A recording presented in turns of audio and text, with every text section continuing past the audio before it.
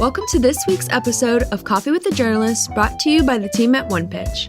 Are you looking for a more efficient way to find and pitch the right journalists? Head to our website at onepitch.co to learn more.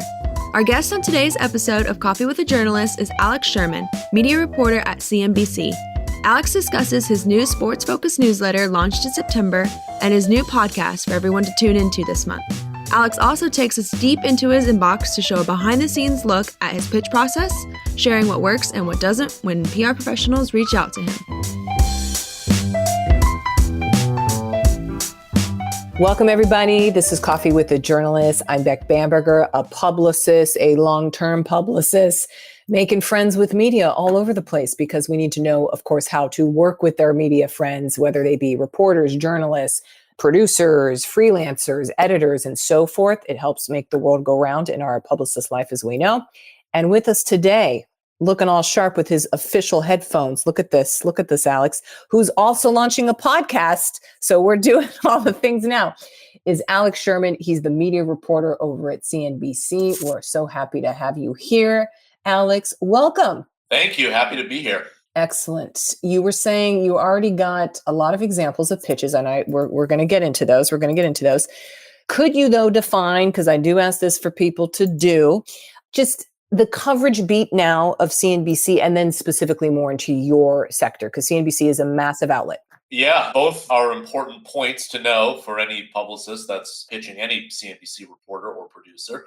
Look, CNBC is more than just what you see on TV. We also have a website and a robust digital operation that's producing stories on all sorts of different topics every day, similar to the Wall Street Journal or Bloomberg or any other of the sort of high-level business outlets that are out there. And those are the same services, I think, by and large, that we consider our competitors in terms of breaking news or writing features. Obviously, a difference with CNBC is that we do bend to video a little more. So it's part of my job. I would say 20% of my job or so is often working on longer form digital videos. And there are a handful of reporters that are doing that. So I've made a number of those over the years that are on my beat. And my beat has been media and entertainment until very recently, where I've added sports as part of it. Just throw that in. Throw it in. It was always part of it.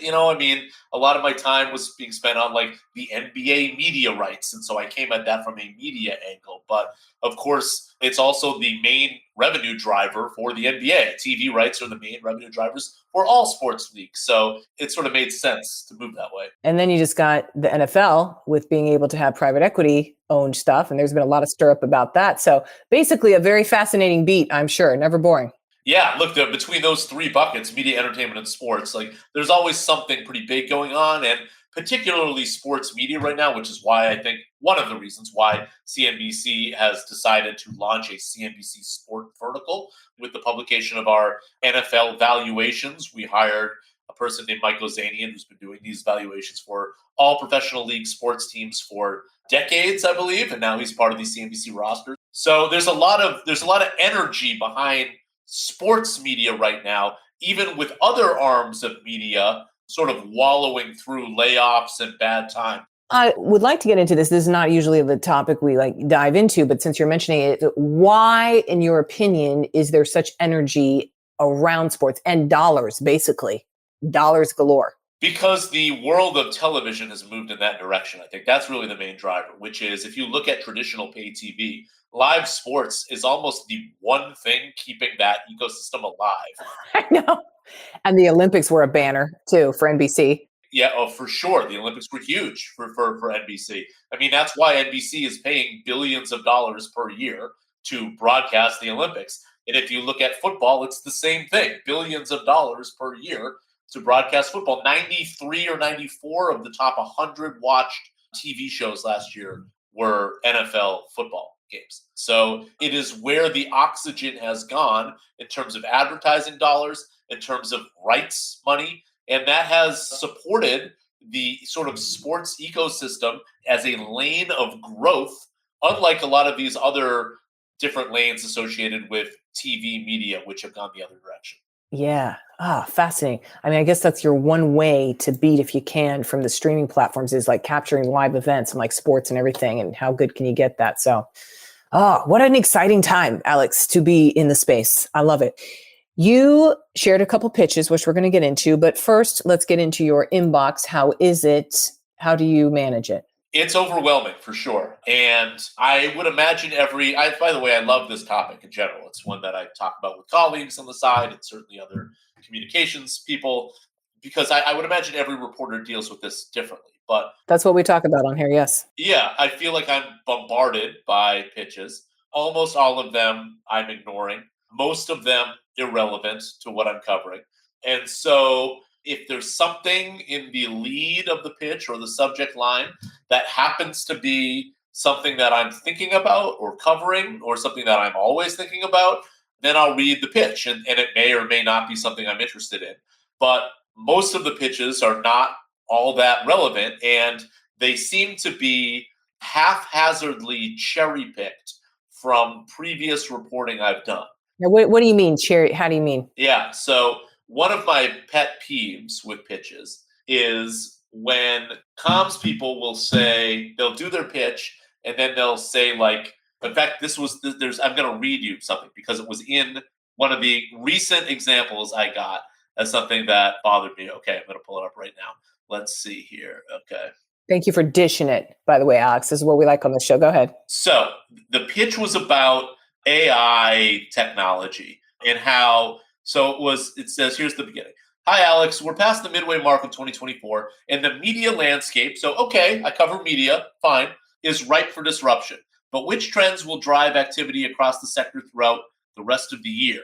And then it goes into trends, and they're all more or less about AI, data integration, privacy, VR advertising opportunities, AI-enhanced creativity and efficiency.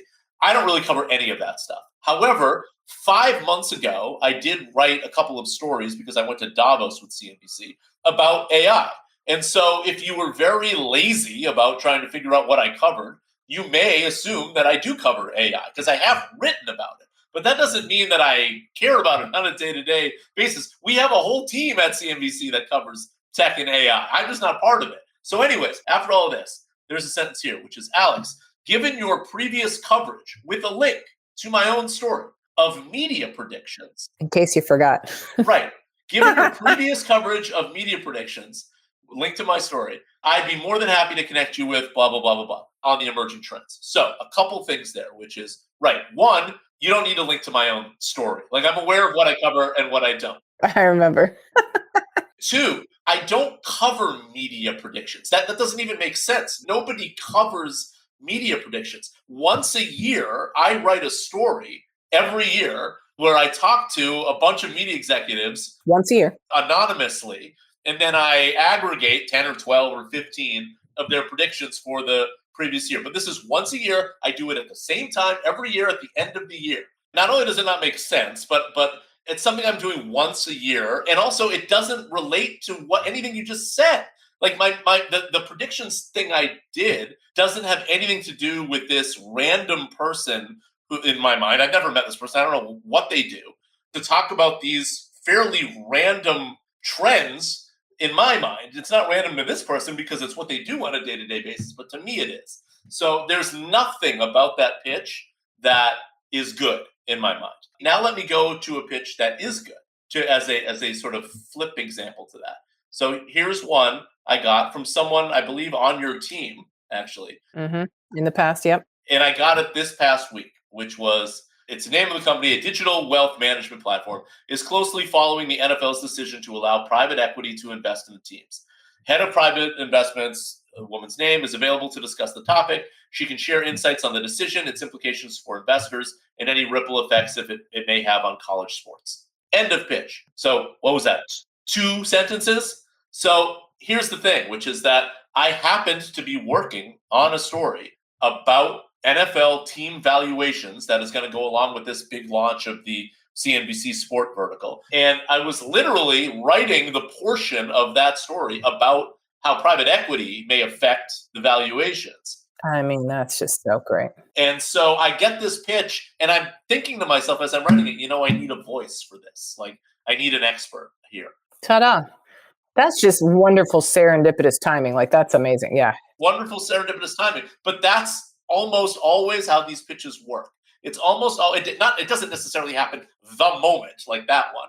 But for me, it usually is a situation of I'm writing a story, I realize I need a voice. Let me check my inbox to see if I've gotten any recent pitches about this specific topic. And so that's sort of the order of operations of how the pitches work for me. It is very rare that you are going to pitch me a story flat out, and I'm going to be like, oh, that's a good story. The order of operations here is I've come up with the story, or my editors and I have come up with the story. So I've already chosen that. And then I need someone who is an expert in this particular area. And how am I going to find this expert? Well, that's where the pitches come in. So it's either somebody I know, or it's somebody like in this one. This is a really niche thing. Private equity investment in NFL teams. Like that isn't someone that I run with in circles all the time. So it is perfect for a pitch. It's someone like, well, who is an expert on this? And so that's where email pitches can really help. I love it. Today's interview will continue after this brief message brought to you by OnePitch.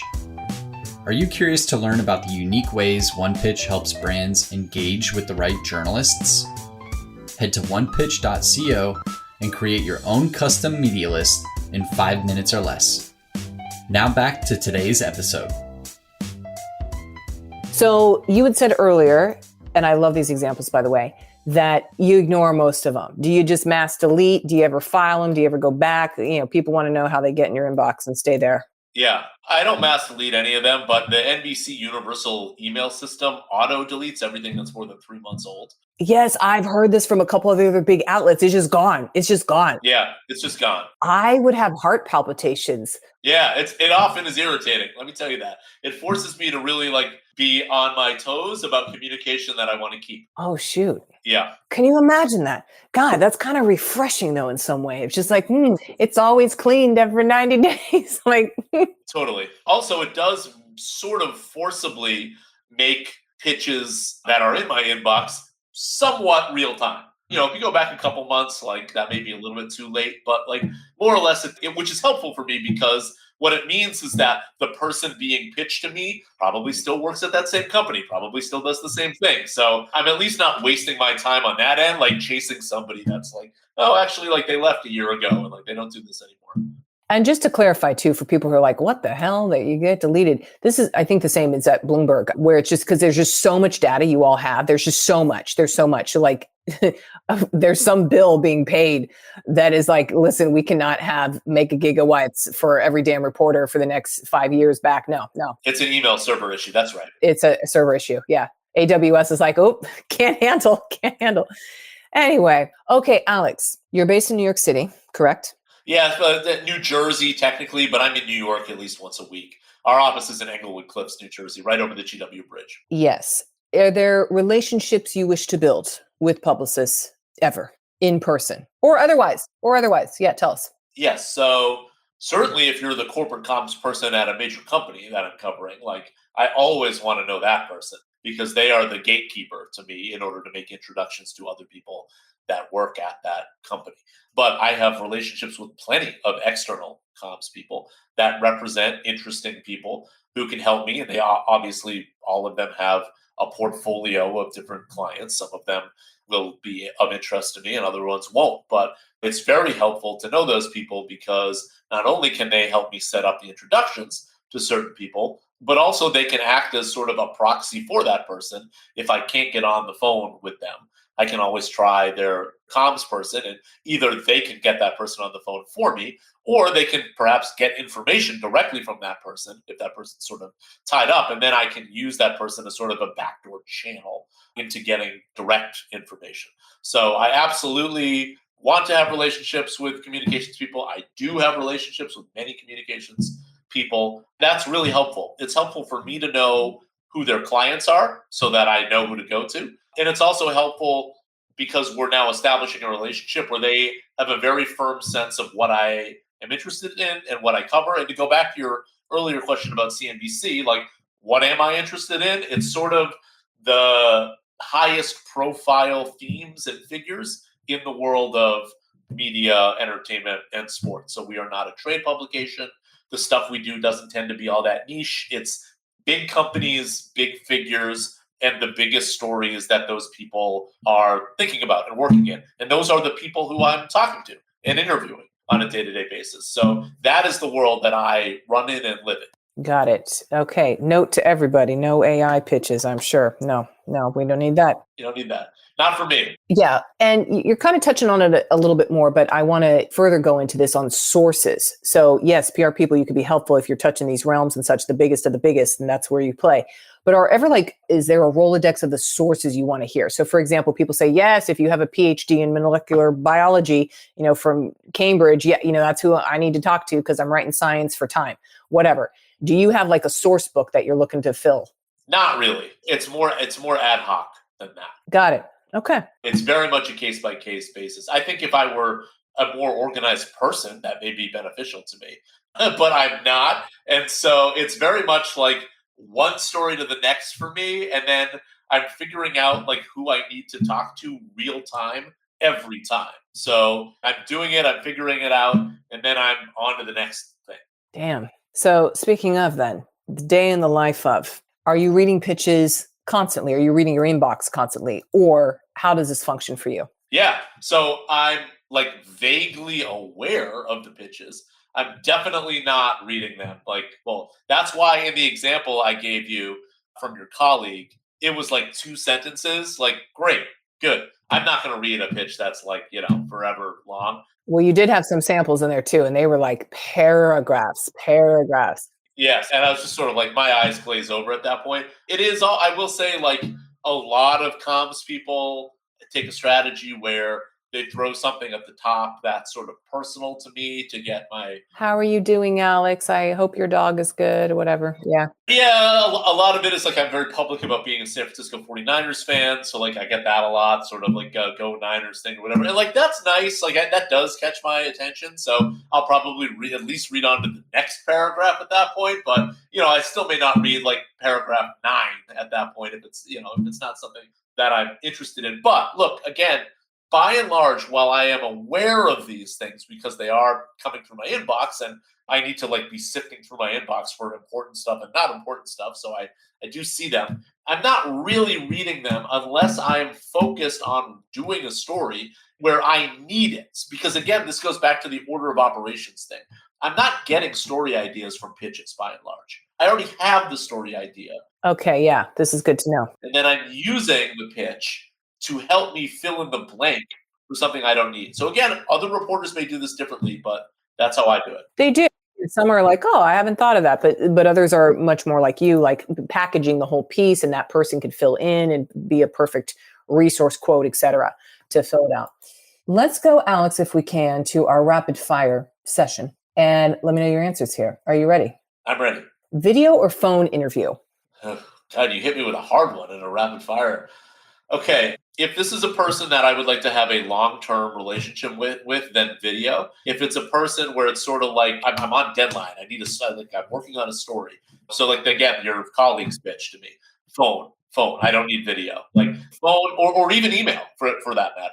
I think that's what I did with this one. I don't even remember if I spoke to the colleague on the phone.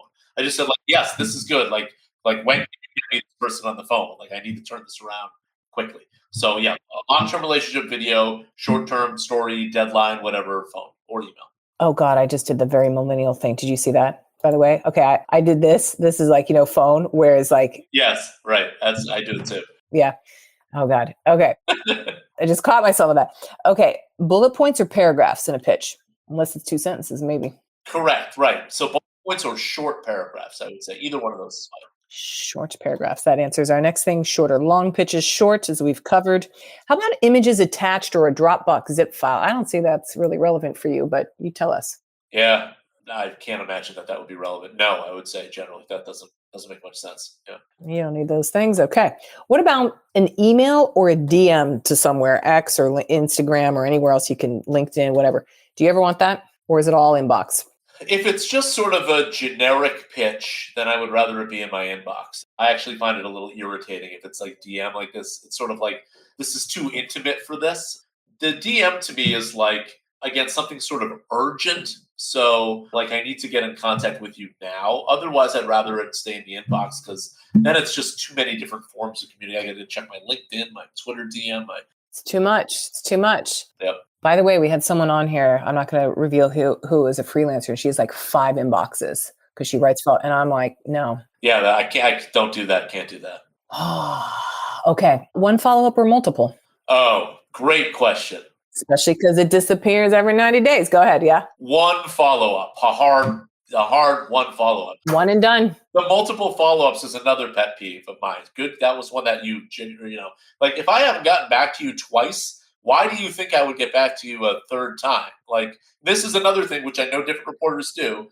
Please do not take my ignoring your pitch personally. Any of you that are listening to this, it is not personal. It just means that I'm not interested in that topic at this time. But I can't respond to all of you telling you that because it would take up my whole day. So, right. I will find you if I need something. So yeah, one follow-up is more than enough. Noted. Any press release or media kit? Is that ever relevant? Oh, well, a press release is often relevant depending on the story, for sure. But usually that's a thing that we would have already had a back and forth personal email about where I would say, hey, is there a release with this? So that usually doesn't come unless it's sort of obvious that I would need a press release. They're often embargoed, for instance. Yes. All right, we covered sources. We covered reading pitches. It's more like a scroll, an ambient scroll for you, Alex. How about last words here? What can we highlight, promote, tout, do for you? You mentioned the podcast coming up. Tell us about that, perhaps. Yeah. So the first thing that will happen will be there will be a newsletter, sort of an aggregation of CNBC's best of in sort of media and sports coverage of that week, and then probably some links to maybe some outside work. This podcast will come out, we hope, in late October, maybe early November, but in that range. And that will be a show, 20, 30-minute show like this one, where it will be a video cast with people in the sports business, and it will have a little bit of an investor slant to it, I would say. By the way, is that a dog in the background? What's going on? I think it's just a chair moving upstairs. Oh, God. Wow. I didn't even know you could hear it down here. That's funny. No, it's all good. This is why we're in a very professional setting here, Alex. So yeah. Yeah, right. I'll repeat that answer because when he is it. No, I love it. No, I love it. Ambient noise. So we got a newsletter. We got a podcast coming up. So yeah, this is all, the newsletter and the podcast are all part of this CNBC sport vertical that CNBC is launching. We announced that we were going to be launching it a month or two ago. And so now we're putting energy and resources into having this thing, and we'll see where it goes from there. I love it. Alex, thank you for being on today, sharing your home environment with us here, being on video, because we're doing now video and so forth. Everybody, this is Alex Sherman. He's a media reporter at CNBC Sports. Yes, not AI. Yes, that's the takeaway. That is the takeaway. Thank you, Alex, and congrats on the newsletter and podcast coming up. That's another dang thing to do. So good on you. Happy to do it. Thanks for having me. Appreciate it. Thanks for listening to this week's Coffee with a Journalist episode with Alex Sherman, media reporter at CNBC. For more exclusive insights about the journalists on this podcast, subscribe to our weekly podcast newsletter at onepitch.co/podcasts. We'll see you next week, but until then, start great stories.